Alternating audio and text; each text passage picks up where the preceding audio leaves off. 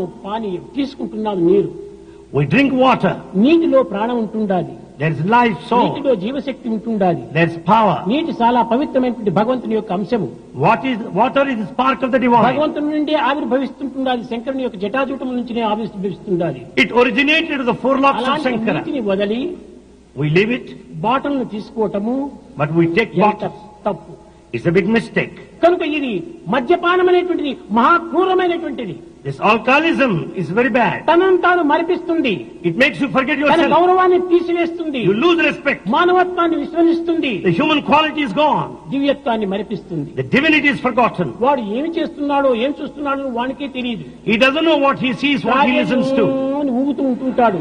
He goes on tossing that way and this way. నిజముగా వాడిని చూస్తే ఎంత అవమానం వేస్తుంది. What a matter of shame to look at him. నవ్వు వస్తుంది. ఏమిట్రా వీడు మానవుడై పుట్టిపడును ఈ విధమైనటువంటి యొక్క ప్రాణం లేనటువంటి జీవిగా ప్రవహిస్తున్నాడే. We just heckle at him because he behaves మంచిది so. కాదు.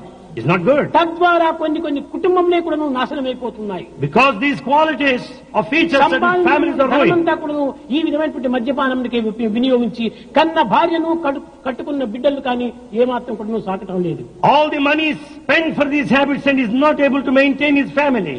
ఇలాంటి తల్లిదండ్రులు కానీ బిడ్డలు కానీ భార్యలు కానీ పోషించలేనటువంటి వాడు ఎంత ఉండి ఏమి ప్రయోజనం? With all the wealth, what is the use if you can't maintain ఈ the దుర్గతికి మూల family? కారణం ఏమిటి?